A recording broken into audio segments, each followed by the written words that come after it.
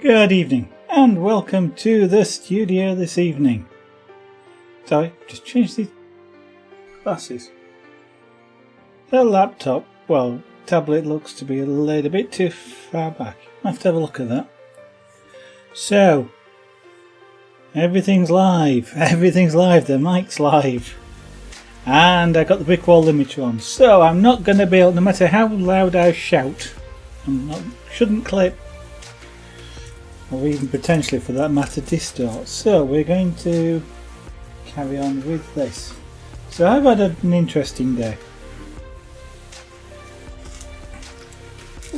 A large proportion of it, a large proportion of it has been searching for a URL, or rather for a bookmark that I know I have but I don't have anymore. It's vanished, and because I've got a Raspberry Pi, I've got a couple of them. Actually, I've got 3 lying about doing nothing, including, I've got a Raspberry Pi 3 that's not doing anything, but it's actually connected to a screen, so it will actually work like an embedded thing. But I've got 3 Raspberry Pi 2s, maybe one, I'm not sure.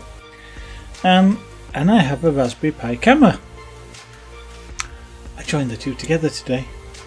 Well, not the 3 Raspberry Pis, but one of them. And it's a Pi Noir camera as well. But that shouldn't make any difference. It might be useful if I ever do any flame work and I put a visible light filter in front of it, but at the moment it's quite a nice picture. What I should be able to do with that though is study this to see where I'm going next. Use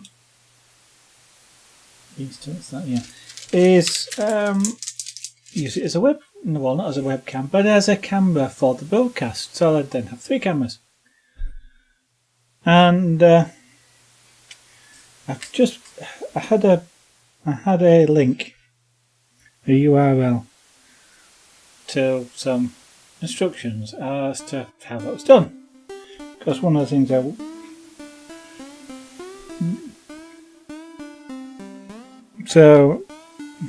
the ways in which it's done is various, but one of the ways of doing it is to go from the camera to a video server, which then OBS can attach to the video server and pull the stream, which means that there you go, there's confidence for you. When I get more cameras, which may well be a useful thing to do, then I can just point them at the video server and OBS can pick them up from there, and then I can have multiple different views. So I'm just picking up trying to pick up a hair that's in the cat hair, of course. So I spent quite a bit of time, more than I should really, looking for that URL which I couldn't find, and then doing searches to see if I could find the page that I half remembered reading it on, which I don't actually remember, but I figured I'd recognise it when I saw it, and I didn't. And then going from there, so eventually hang on a minute, you see I'm being silly here, so just get on with it really. So first thing was configure the Raspberry Pi. Well, I'd already built it together by that with the camera on it, so install Raspbian Lite. Doesn't matter what operating system it is really. The Lite, so that I'm not actually, it's headless. It is headless. It would be headless, sort of, I think anyway. And but at least it's not, soaking processing power up to drive a non-existent screen. And it leaves the GPU free to do some of the encoding as well, because I gather that's how it does it. And so I configured the camera up for that and took a few nice pictures. Wasn't bad, quite interesting. See, it did a decent a decent job of taking pictures, even in sort of the low light backlight location it was currently set at. And then I spun up a server, an Ubuntu server, and that's when the fun started. Because at that point, I have a server which is actually hosts virtual machines. So I've got on the virtual machines, I've got a Windows server, and I've also got a number of Unix servers. It being relatively easy when you want to do something like a Minecraft server, for example, just spin it up. Shut it down when you're not using it, perhaps, but if I wanted a server to do something, just spin one up, and I wanted a video server, so spin one up. Headless server again. Only at this point, this is when I find out that it doesn't load the console display, because I'm using the virtual host is actually Proxmox, and it used to load. It used to be Java, I think, but it used to load. You used to be able to, within the browser, load the console of any of the virtual machines, which was quite nice. But it doesn't work anymore. Probably I need to update Proxmox, because I know it's out of date, and I also know that the server it's running on is out of date. But it's my main host server, and I'm not particularly keen to take every single server down and potentially have a problem in if the upgrade doesn't come back up or my servers are offline. I can sort of deal with it if necessary. I mean, the main issue with that is that my backup server's also offline at that point, and I don't like running without backups. Which reminds me, I must look at Unix backups. Open the online backup server, because the Windows one is which I'm using at the moment, Windows Home Server. It's fine. It does the backups on the PCs on a nightly basis. But I would kind of like, well, two things. Kind of like, because all it's doing is the backups, and because it's operating as a virtual machine rather than a container. It's fully isolated, but its resources, it's getting a bit of a pain in the neck. In fact, and what I just done, I just offloaded a whole load of images from it because it was too much for the disk space I've allocated. And you can't add. You can't go above 2 gigabytes. And oh, that's what happened. Yes, because the 2 terabytes is what I meant, not gigabytes. Because my desktop machine has got all the the recordings that I made whilst broadcasting to Twitch on it. Now, as I mentioned, getting up to 3/4 of a terabyte, and that meant that my machine, I think, had about 1.5 terabytes of data on it, plus all the other machines in the house. Meant that the backup database on the server was getting up, well, it actually exceeded 2 gigabytes, which means it won't go on the disk because it has to be 2 gigabytes or less, 2 terabytes or less. And it won't, and I couldn't create a new partition, so I've actually wasted about 1/4 terabyte of my post disk, just because I'd allocated it to the disk on the virtual machine, and had expanded the disk on the virtual machine, at which point found it wouldn't expand the host drive, and not only that, it wouldn't allow me to use that for another drive, because then I could have offloaded some of the pictures. So it was a real pain. So I've got disk space sat around doing absolutely nothing I can't do anything with. So I need to reformat that drive, but can't do that because it's got a Windows server on it.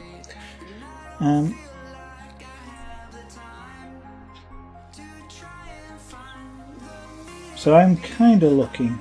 In fact, I've probably got one in mind, but I can't remember what it is now. To do backups, which we'll do. We'll do the Windows system backups, and allow for bare metal restores, which is good, and will operate automatically, and actually should work faster because with the Windows Home Server, which is the server, the backups are all done one machine at a time, and one won't start until another one's finished, which means they all have to go sequentially, which is a bit of a pain because then the machine's, if machine starts up, it stays up then until it can complete its backup before it'll go back to sleep.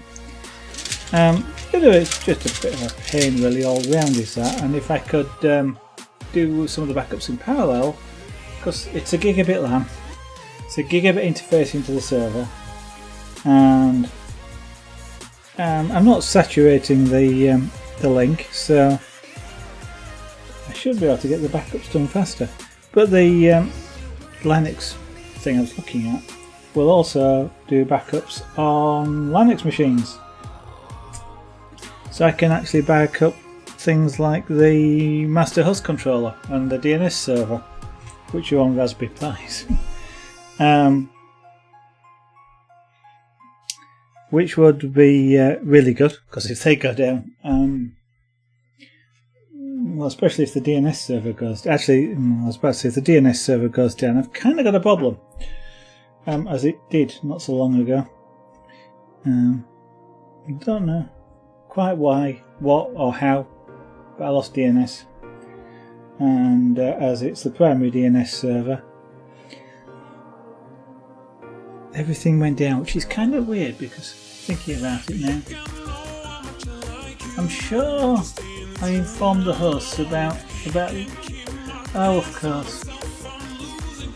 Yeah, DNS would have been. Yeah, I do tell the clients about secondary DNS resolving. So if the master DNS server is not available, they will go to the gateway controller, which also supports DNS. And the other thing is they don't get to see the internal LAN then, but at least they can get out onto the internet. And the other, they go out onto the internet, and they also fall back to the Google public DNS as well, if absolutely necessary.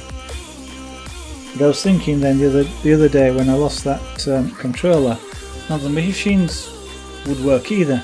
But of course, it just occurred to me that it's also the DHCP server, and the machines all run DHCP. So those machines that were up and running didn't have a problem. The ones that were booted after it failed wouldn't pick up an IP address because they couldn't verify their lease. So it was a little bit of a pain. Eventually, that was another one of these. It wasn't working, but there was nothing wrong.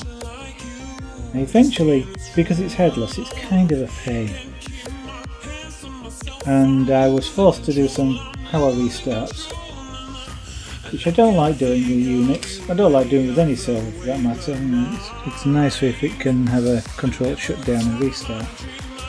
At least as it's a USB boot, it's not as bad prone to corruption as the SD card. But at least that just wouldn't come up. And yeah, I brought it back here into the studio, connected it to a screen, connected keyboards up, found a power supply, connected that up, connected to the Ethernet, turned it on, boom, straight up. And it's kind of like, what? Because it wouldn't bring its Ethernet connector up, because it's sat by the LAN switch, and I can see, because of the status lights on the LAN switch, it wasn't bringing its Ethernet up at all. Just wouldn't. Yeah, bring it in here. First thing it does, almost the first thing it does is the interface comes up. I can see it on the LAN switch that's in here. Straight up, straight online. Everything suddenly perks into life because they all suddenly get a DHCP answer. and everything's working. Shut it down, take it back in there, straight up, no problem. No. But it would be nice to have that backed up so that what I can do if necessary is just go, you know what? Stick a card in, full bare metal restore, bang, up you come in last known configuration. That would be really useful. So it's another one of those things I need to get around to, but that's spinning up a... Actually, what I ought to do is buy a brand new computer. Yeah, especially as I've got a disk controller sat in a box which I can't use in the server because I was originally intending to do RAID 5, possibly RAID 10, but RAID 5 on the drives so that I'd have a measure of resilience.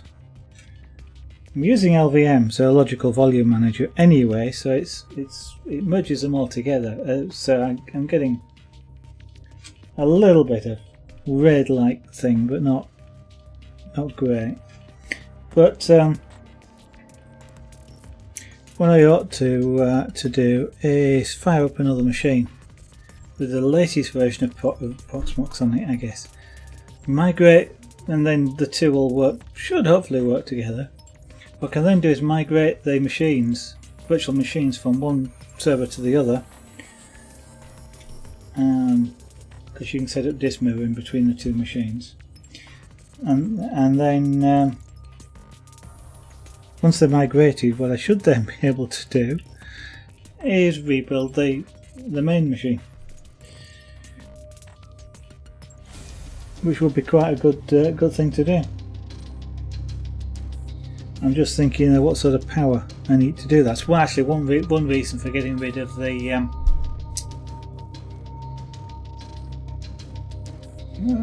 might do it without. One reason for getting rid of the Windows server, because it needs 2 CPUs, and there's a nice i5 or an i3 in there. Can't remember which it is, but it's emulating 2. It's running as 2 CPUs. So I can sort of allocate them both to the Windows server, and then they're shared anyway with all the Linux servers. But it is something. I'm just thinking, sort of the spare machines I've got are either laptops, or they are. Or the other one is it's not an i. It's whatever came before it, I think. So it probably wouldn't emulate 2 CPUs, therefore it probably wouldn't run the Windows server, so I can't do it until I do something about the Windows server. Which is, if I come down here, you know, I ought to have a light there facing me, I guess. Am I too low? I am too low. Let's bring the desk down.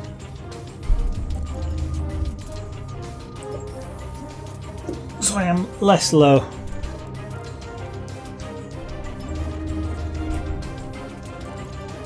Nothing catching that. There we go. Right, I can sit on a stool now.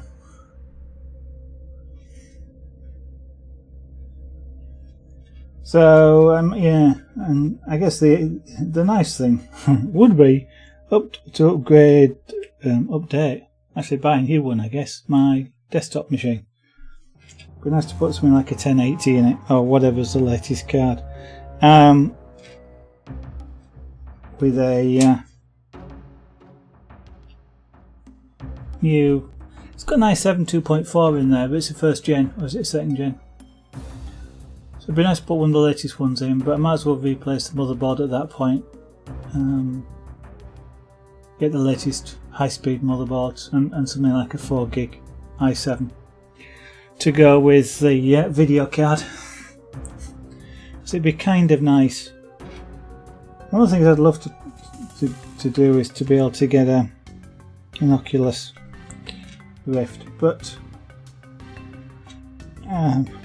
Same as the new machine really, and that is, I've got to save up first. That's going to take a long time. Because things like 1080s are not cheap.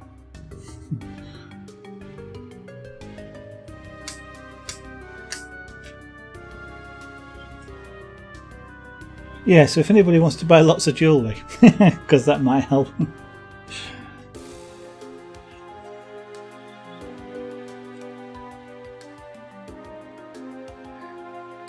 I'm actually kind of surprised. I mean, this machine does handle streaming quite well.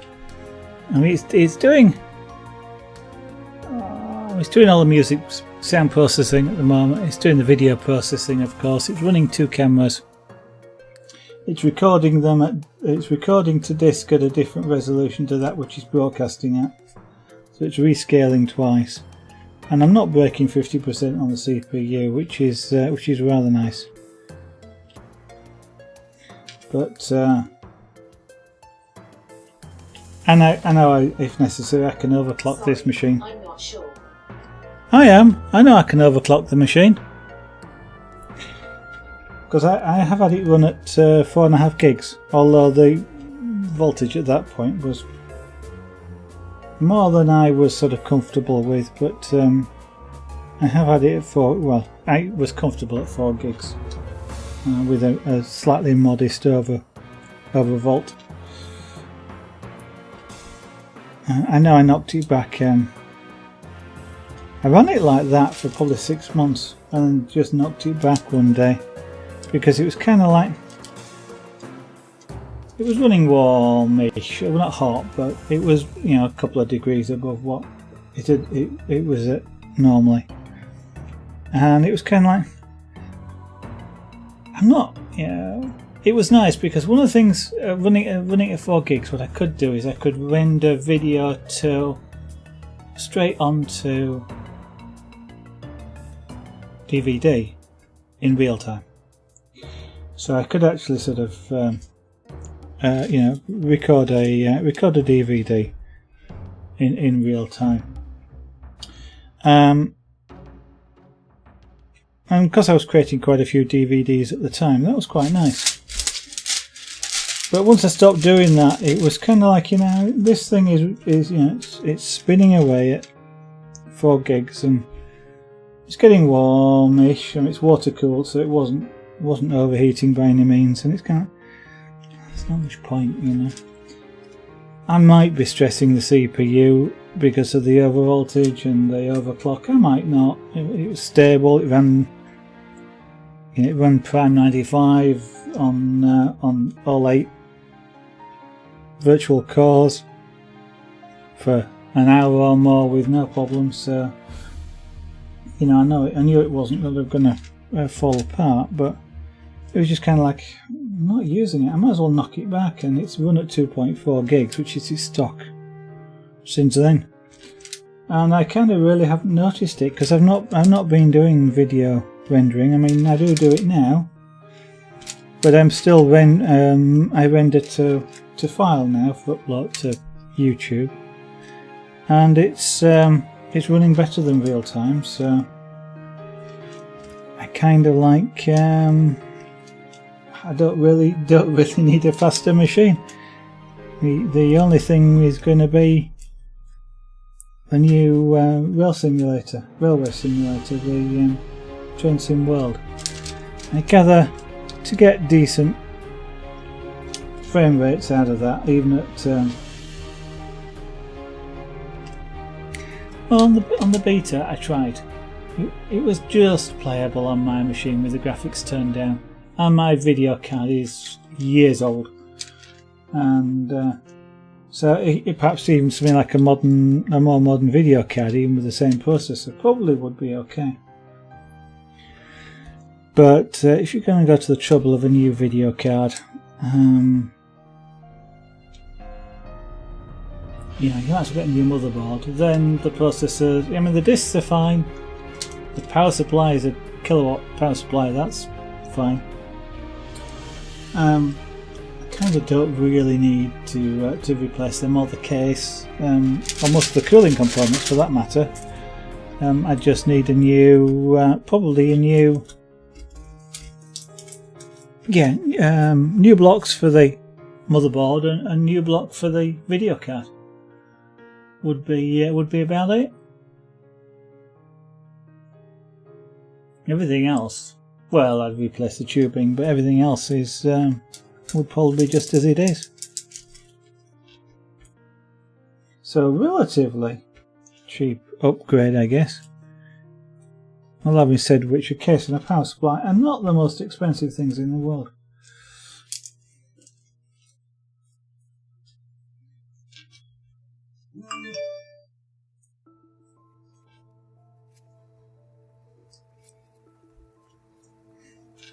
Right, so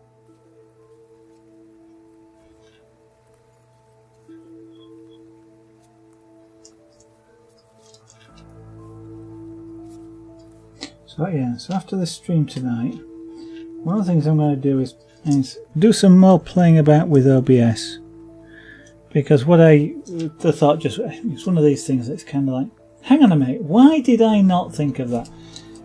The sound that you're listening to now, both the microphone and the music, both coming on in OBS through the main settings. So the main setting for microphone is set up with a microphone source, and the main setting for the main setting for desktop audio is set to the virtual cable that the music's on, or the main setting for desktop audio 2 is. It's kind of confusing a little bit because desktop audio 2 is kind of what's that? And of course, I keep forgetting that you can just connect an audio source, so I'm probably going to rejig it a little bit. So I actually have two independent audio sources which are not system devices as far as OBS is concerned. Then I can name them what I like, which helps with the recognition of them as well. And it means I can do things like not have a microphone available on the starting screen that you see when you first join the, before I've actually started, once I started streaming, but before I actually go live, so to speak. Because one of the things I have a slight tendency to do, but not very often, especially with Stream Deck, which is in front of me, because it has an icon on it that tells me when the mic's not live. But I do still have a slight tendency to start broadcasting with a muted mic. But if I split the, if I put the mic on its own source input, I can leave that input off of the. You can't do that with the desktop devices. They're there whether you want them or not. You can mute them, but then you're muting the whole device throughout the whole system, and that's part of the problem. But if I put it on its own device, I can leave that device off the start screen and leave it on the next screen so that it's live when I want it to be live. Alternatively, I can have two devices, because that means I can't talk either. But anyway, we'll see. So more playing about with OBS probably after the stream. Also playing about with a Raspberry Pi so that I can, well, to bring up probably an Nginx web server on the virtual machine, so that I can stream the Pi to the Nginx, and then OBS can pick up from there.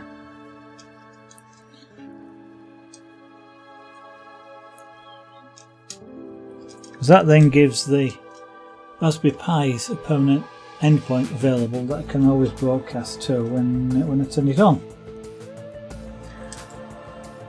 I don't have problems of it having to start after the OBS is requesting it.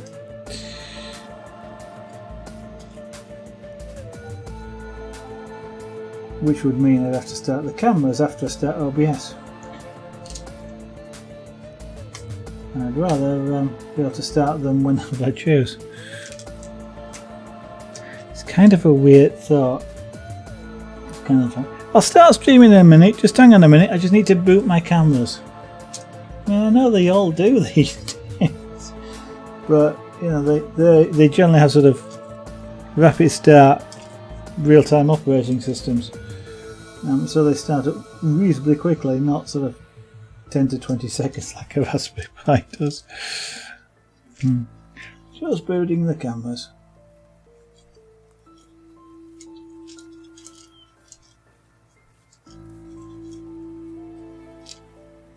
But that should in principle then give me the architecture by which I can have a number of cameras available to do different things with, or to have them in different places, and they're relatively low cost. I mean, a Raspberry Pi W is what, about 12, 15 pounds? Is it something like that?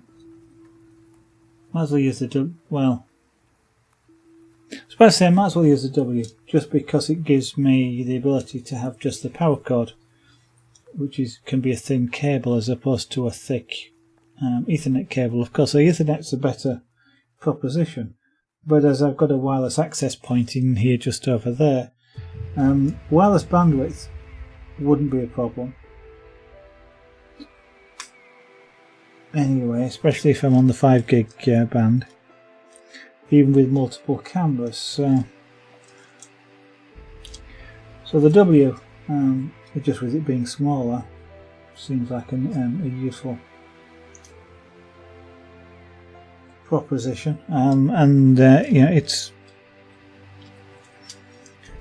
from what I gather, a W is probably about 3 times the size of the camera module in length, and that's about it. So the two will go together quite nicely.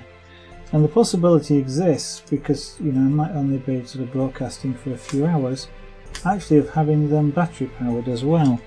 So I'm not even tethered to the main, and I can literally pick a camera up and just walk with it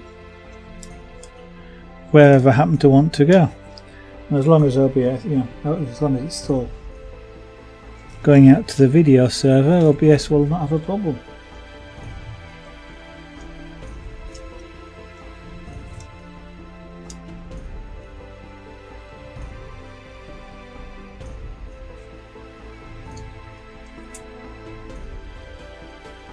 So it's Saturday night and nobody's watching.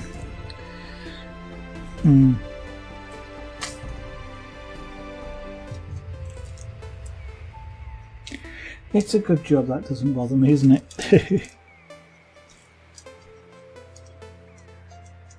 Can carry on regardless. I'm sure that's the actual name of a film, but I can't remember.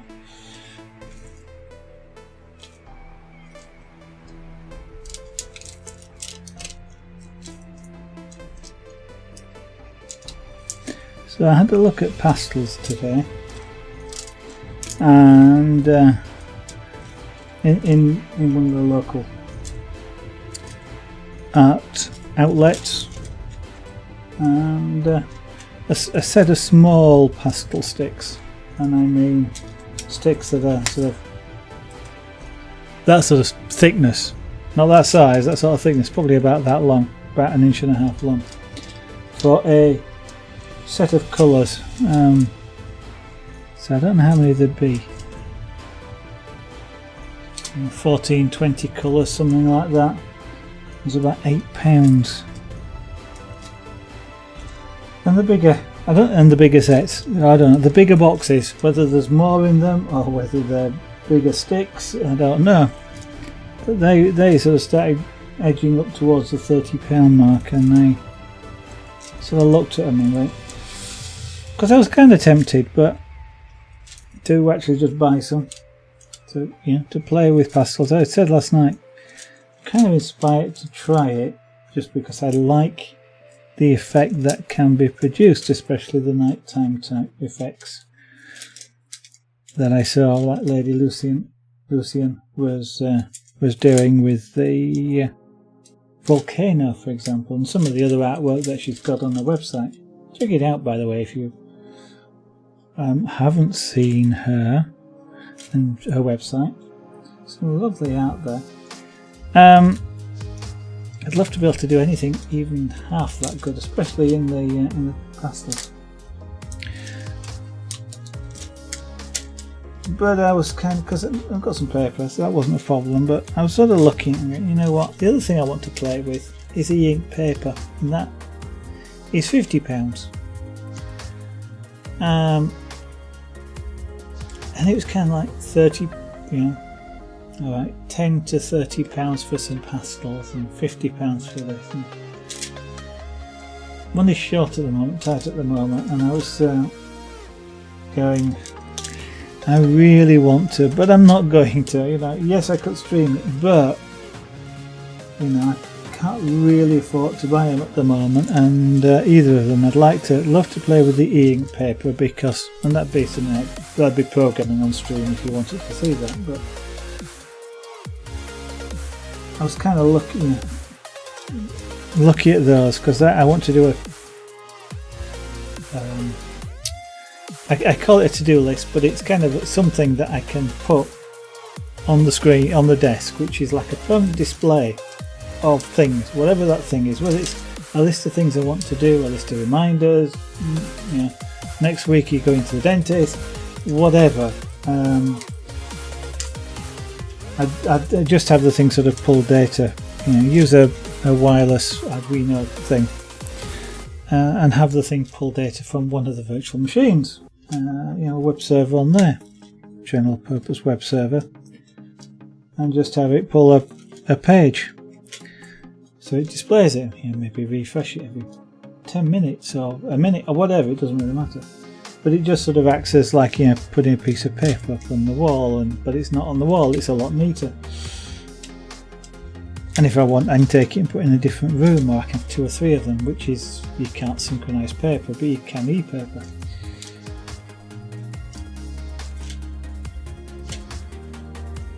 So that's kind of a project I was sort of looking at, but I was sort of looking at them and sort of 50 quid, and yeah, it'd be nice, and yeah, I'd love to play with it, but not exactly a case of looking at my wallet. But I know at the moment just money is really tight for us, and I sort of going, you know what, much as I want to get both of these, they will just have to wait until I can save up.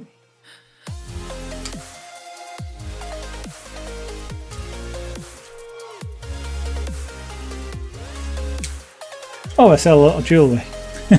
So if you're interested in helping out the channel and you'd like some jewellery, take a look at dragonart.etsy.com.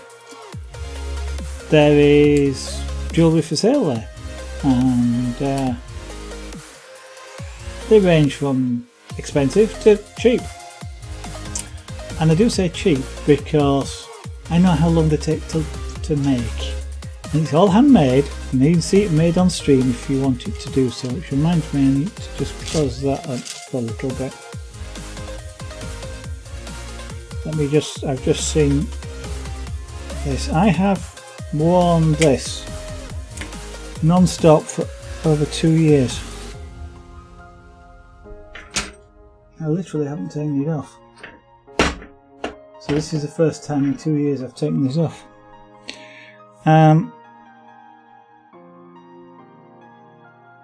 Because it goes in the shower and all sorts with me. I probably would take it off if I went swimming, but I haven't been swimming. Just because the well, in swimming pools, the chlorine, and in salt water, the salt water would tend to accelerate the tarnishing. But it looks like that the ring there just has moved slightly. I've probably twisted it or caught it on something. So we'll put it back on. But it's almost as shiny as the day I made it. Every time it sort of gets washed, it gets a bit shiny. It goes shiny again. So from time to time, a bit of soft, you know, some soft soap. Not washing up powder. Yeah, just like a, you know, hand washing soap, and give it a good wash, and it restores the Oh dear, there we go. Restores the shine.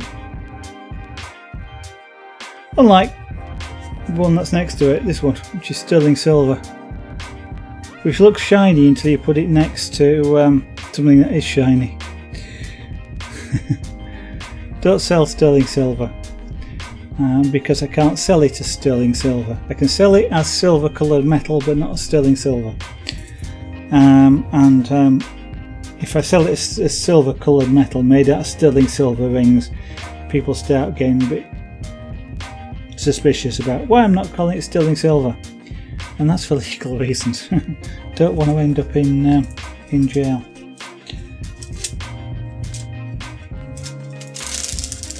Because it's a criminal offence. Oh, it is in the UK anyway.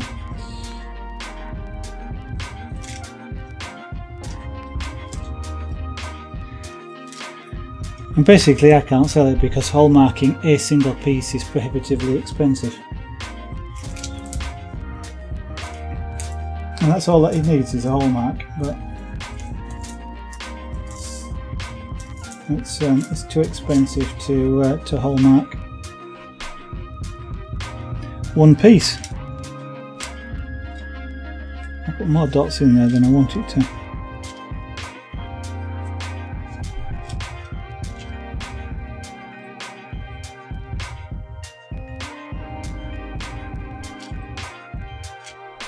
But yes, so if you're interested, take a look. There's all sorts of designs and things. You have different lens, different colours. 17 different colours now available.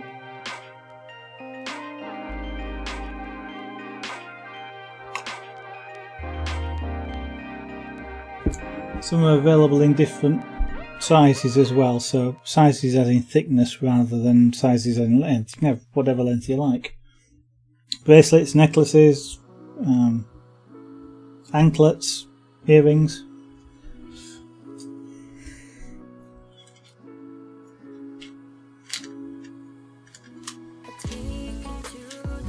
Now some chains work better in some sizes than others, so but generally speaking there is sort of a fairly fair, sort of a more chunky version or a less chunky version. Different metals as well. This is called anodized aluminium. There's bright aluminium, but bright aluminium can tarnish and it goes grey when that happens, over time anyway. Titanium, which looks kind of dusty. It's not dusty, but it looks dusty. Niobium, which is kind of looks like a shiny version of titanium in colours. Not sterling silver. Stainless steel is also available, and although I haven't done any, I can do copper, I think, and maybe brass. I'm not sure.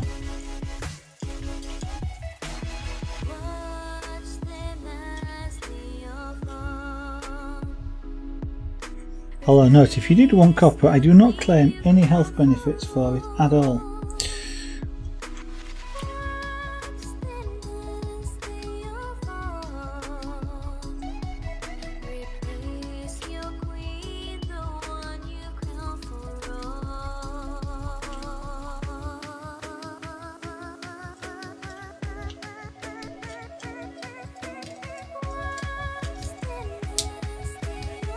I suppose if I'm going to talk about things like the shop and helping the channel out, if you're interested in looking in the shop and find something you like, I ought to mention the button that's up there somewhere. Probably this way, isn't it? There we go. I cannot get... It's over there somewhere anyway. There is not only a follow button, there's a subscribe button, and this month of course, what Twitch calling it, September half price subscriptions, of which the broadcaster gets it all, as opposed to the usual, as opposed to Twitch taking their usual cuts. So if you're interested in helping the channel financially, then that's one way to do it.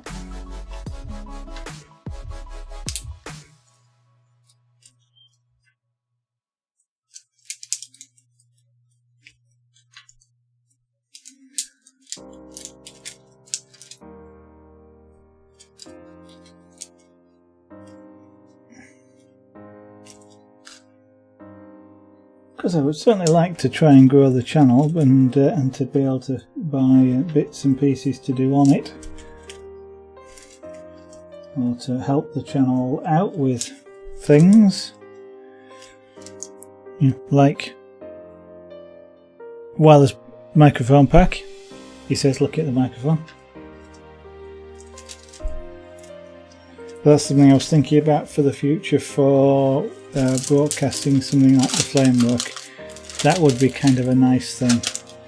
Although this mic may work well. We'll have to wait and see. Right, so I've done that colour. I've got a load of black still to do, and I'm just kind of wanting to do a different colour. So I think I will continue doing a different colour. So what we'll probably do is do colour number 4 next time. I'm wondering just whether or not I can manage to put these back in there.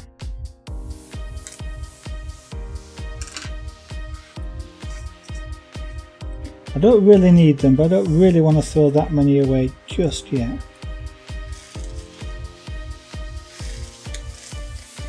Well, I managed to get some of them in.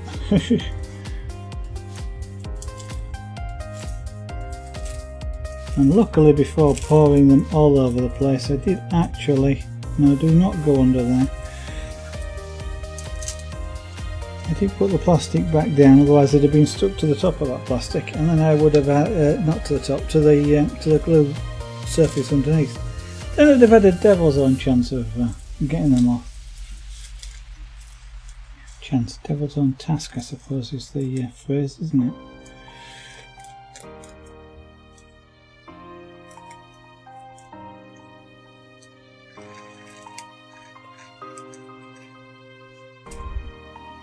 Those last few are going in the bin. I'm not going to bother trying to put them. So, actually, where is the bin? I'm going to stand up as well.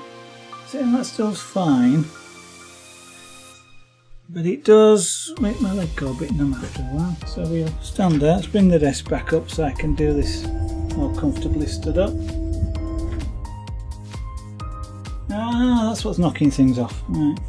So what colour should we do now? How about number 4? Yeah, why not? Number 4.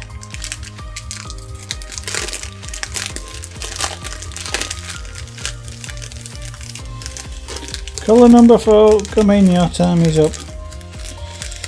That's 7. That's 4.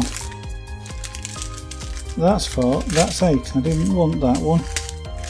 I will want that one later. No, maybe not. Well, I will want it later, yes.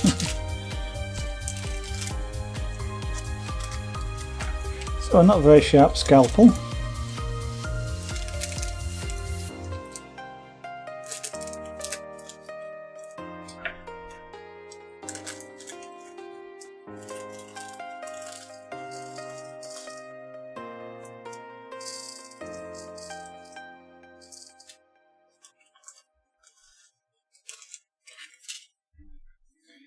Right, so I'm doing number 4.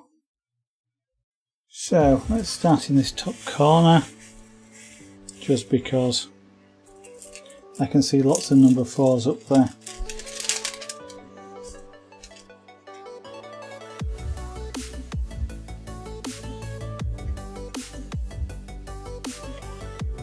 So it's Saturday. What have people been doing this Saturday?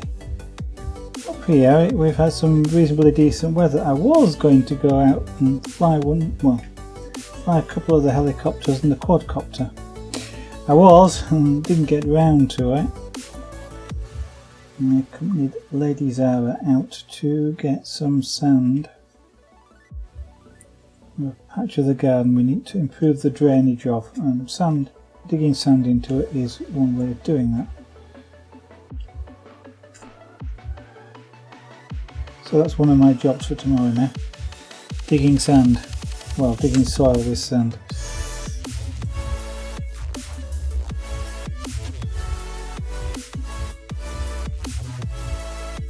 And top of trying to get this camera working. On top of working on the 3D printer.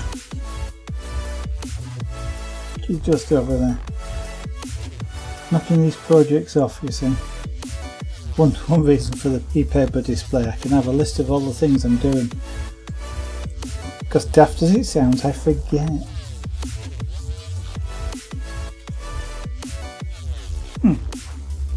I thought for a minute Lady Zara was there. I was expecting her to pop in because I thought you might want me to put a program on the television for her.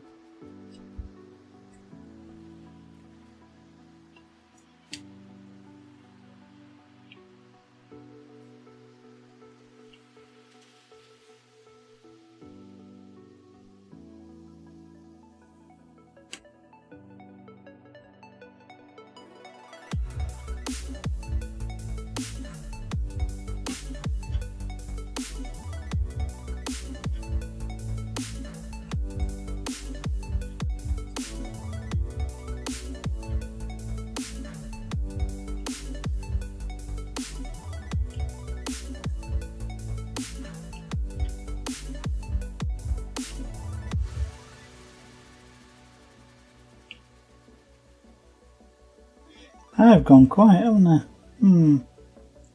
That's probably an indication that I should think about how much longer I want to carry on.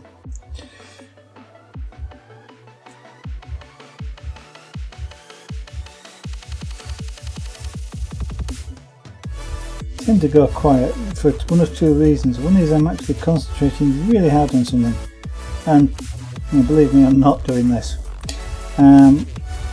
Or I'm not concentrating really hard on this, or I'm getting tired. I'm not concentrating really hard on this, so I'm obviously starting to get a little bit tired.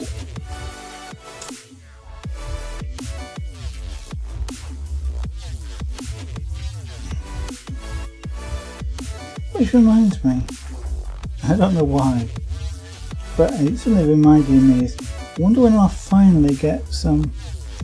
Got some end scale locomotives that have kind of been on order for almost a year now. Wondering when they're actually going to arrive.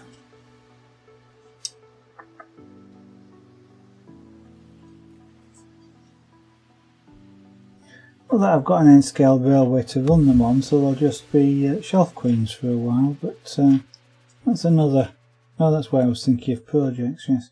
That is another project that is there in the back burner somewhere, is to actually broadcast as well, but to make an end scale model railway.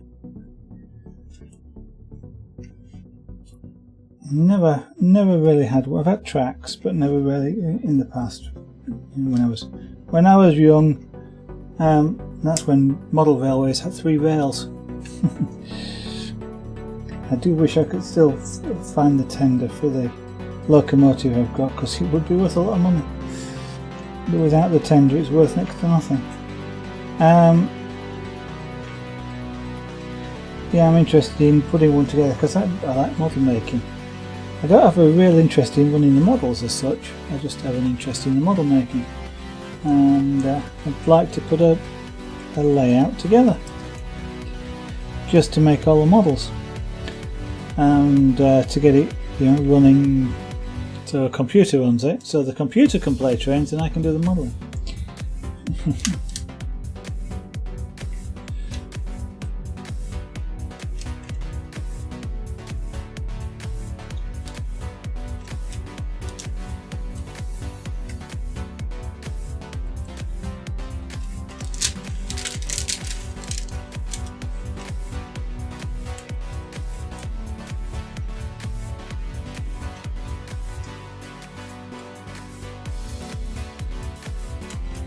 Let's put something around his eye.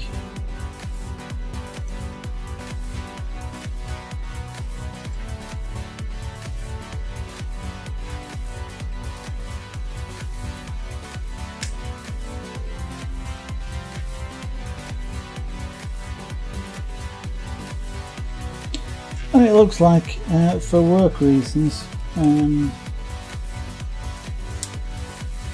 going to have to stop streaming for about a couple of weeks. I'm not going to be able to stream, so I sort of advanced notice that it will be almost impossible for me to do any for a couple of weeks.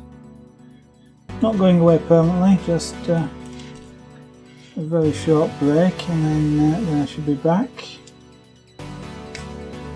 and able to carry on. Get the work stuff out of the way.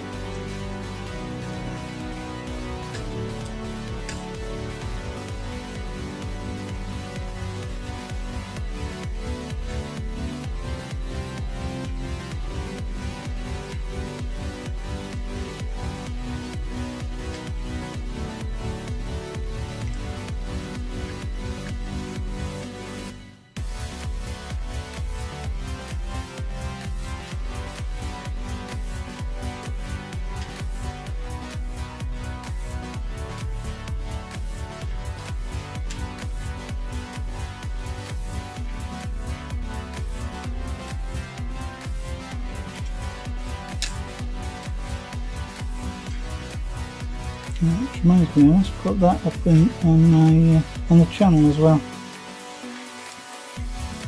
That I'll be unavailable to broadcast.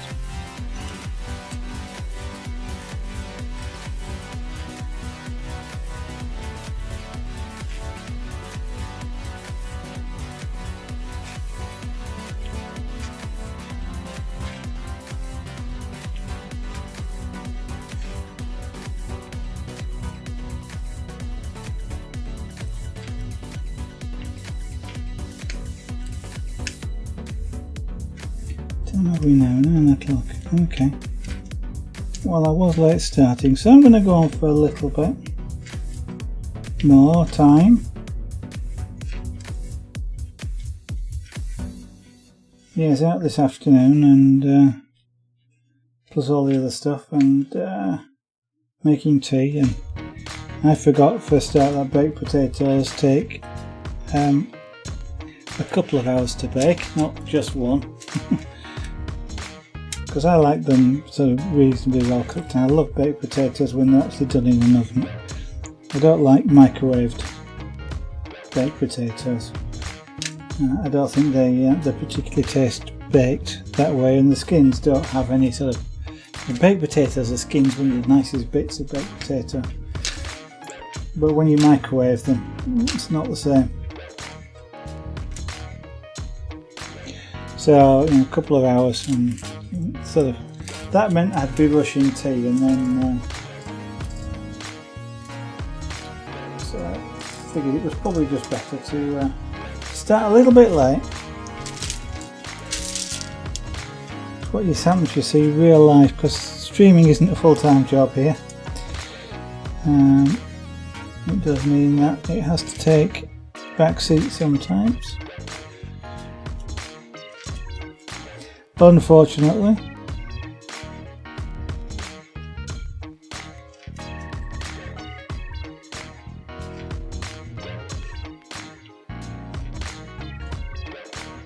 So whilst I'm doing this, just tell you a little bit more about the channel if you're watching and don't know anything about Zaragon Art. It does, well, below the channel some information as well. But to tell you what it says there, I think he probably mentions I'm an artist with a short attention span. It means I like work. Basically, that means I like working on lots of different mediums, different styles of art, and different mediums. So all of this isn't being an artist or even a craftsman, but it's quite good fun to do. But I do all sorts of arts and crafts, and I guess I'm a variety artist as well as a variety streamer. I think we've done 6 or 7 different art things on stream since I've started streaming. I've been on Twitch now since streaming on Twitch since about 2015, so did take a period off in the middle of that due to work issues, but I am back now. And so what do we do on this stream? Well, as a list, chainmail. Already mentioned chainmail. Zarriganart.etsy.com. But that's jewellery, chainmail jewellery, but also Kumihimo braid weaving,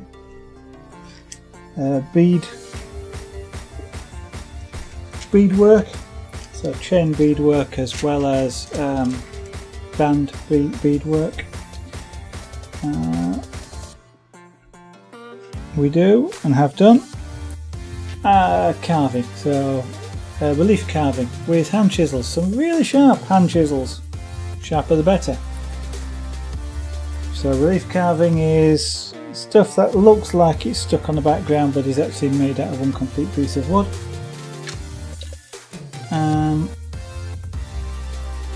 As opposed to 3D carving, which is a piece which you can sort of stand on the desk, look around it, and it's carved on all sides. Scraper board, that's a black board which when you scratch it reveals white, and you can make pictures with that. So scraper board. Pyrography, that's cooking wood. It's toasting wood using hot object to turn wood brown. So unfortunately no burning is involved, so I tend to avoid the word wood burning, but I do use it because people kind of know what wood burning is, but it's not burning wood. Don't burn any wood. So yeah, art forms with that. Punchcraft, that's kind of a technique which is a bit like rugs are made. So using what looks like a very large hypodermic needle. Oh, what did my cousin used to call them?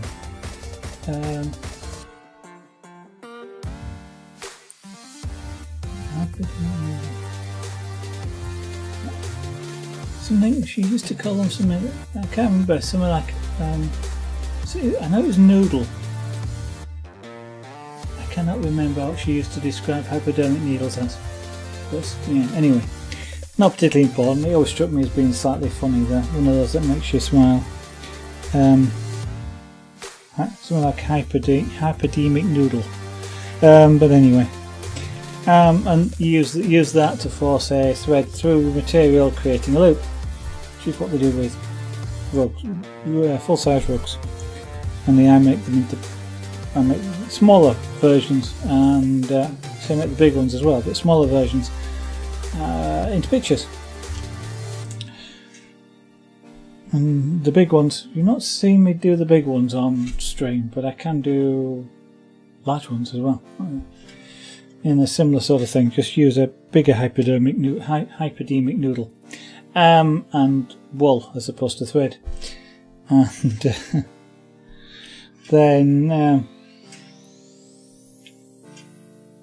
latch hook rugs as well. So that's another form of rug making, basically a short length of wool which is tied around the mesh backing material, which you can also create pictures with. Magic dots, which is what you're looking at here. Glass engraving, so things like that.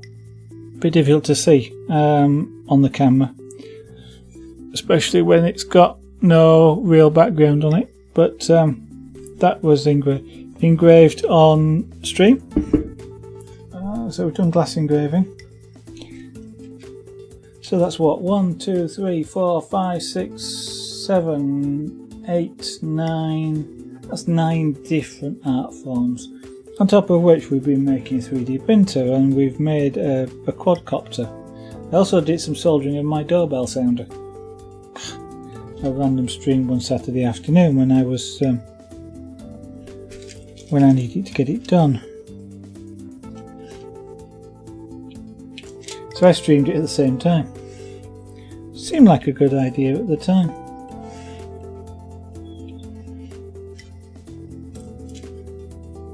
So let's come down here.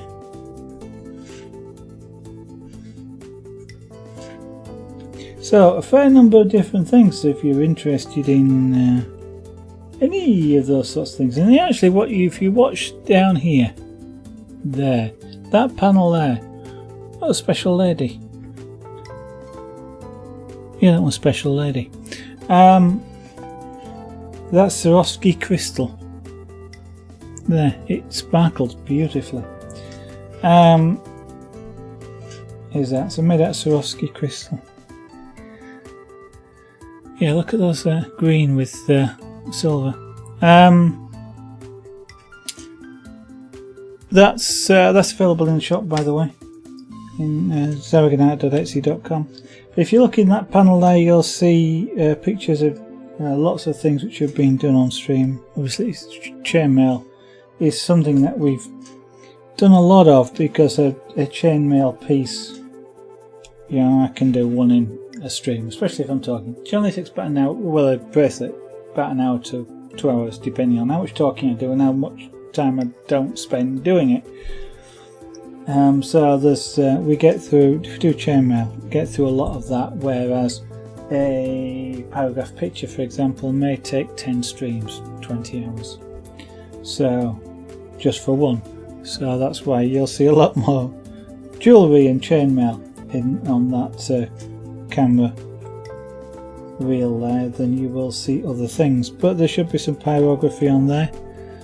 I do know the salute to sunset, that's an elephant. Giraffe in the background, but it's an elephant. And I think there's one or two other pieces on there as well. One of the things I haven't done on stream yet is airbrushing. I did, not done it for a while, did that, but not on stream. Haven't had a chance to do that on stream. It used to be a logistics thing. Didn't have the space to put a camera and microphone where I did the airbrushing, and I couldn't put the airbrushing where I did have the space to put a camera because of the need for extraction. But that may be something that we'll come back to doing, as is high-speed carving. May or may not do any more glass engraving on stream. I'm thinking about that one. It's not an easy thing to do whilst you're streaming. It's relatively noisy, of course. I don't know what the high-speed carving will be like, because that uses exactly the same tools, so whether that's going to be as noisy, I'm not sure. And just whether I need as much concentration.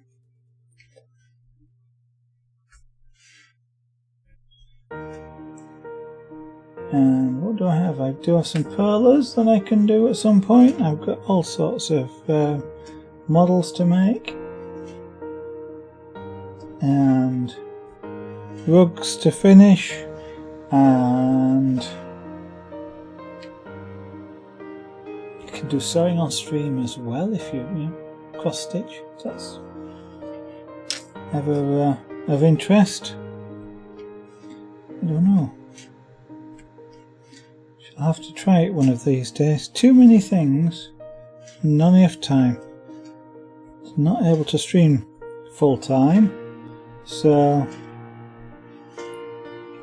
a lot of it won't actually ever be on stream. Put a few more colours in there.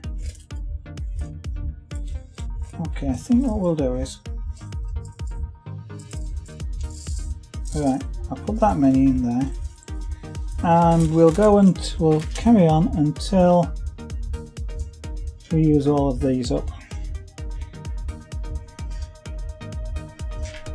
and then we'll call it an evening, and I can carry on then with other things like the camera. See if I can get the camera ready for the next stream. Whether or not I'll be able to do that or not, I don't know. And whether I actually use it on the other stream, I don't know. Hello, Felix. Hello. That's Felix the cat that's just walked in. And yes, that name is a reference. I'm not going to pick him up. He doesn't like me picking him up.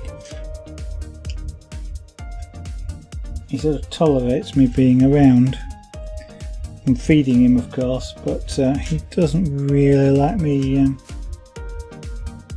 stroking him, and he definitely doesn't like me picking him up. Mind you, he doesn't particularly like anybody picking him up, so I always find it funny the way cats do. So all the four, they come out like with the paws. If you pick them up and they're not wanting to be picked up, the paws come out sort of, you know, like from the four corners, almost like, you know, the thing that strikes me is they kind of look like they're about to spring propellers from the paws, like a quadcopter, and just lift off because of the way they always do that. Don't know why they do it, but it always amuses me in a way.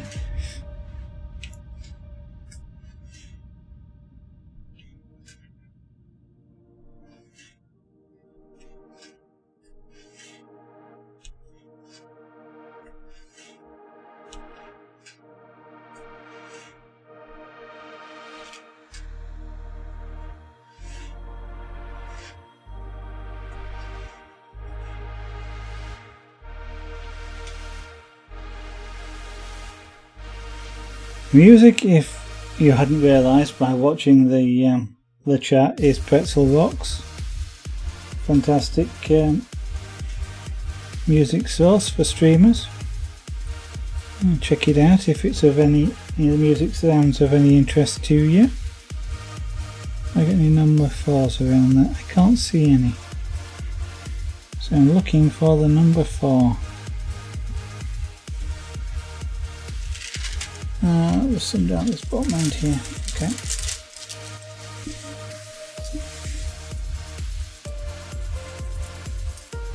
One reason why I don't want to throw any of these things out until I've finished as well is because invariably you find that, hey, I actually missed seeing that one, and why didn't I see it? And if you've thrown them away, and you're stuck with having to put a wrong colour in its place, because it's like having a stuck pixel or a missing pixel on the LCD screen. Once you know where it is, it stands out as though there's this gigantic 6-foot wide hole there.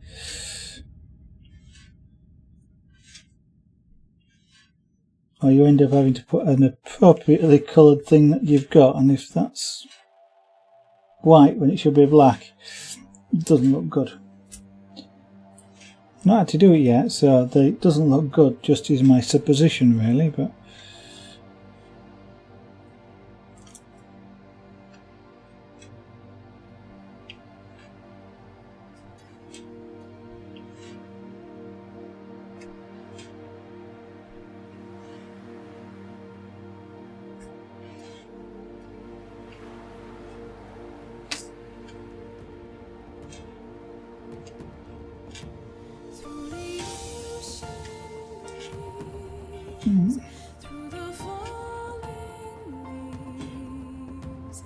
I feel like quite. Who's that? Gillian, featuring Gillian Aversa. Oh, okay. I like the voice.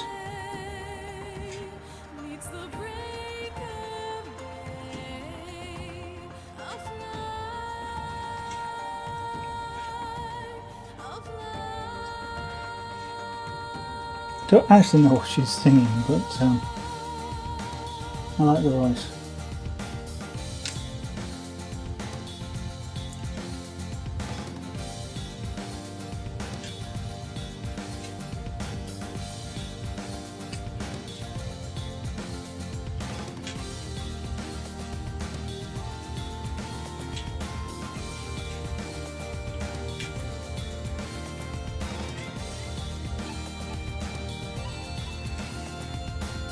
Got a bit of a Celtic sort of feel to it as this track.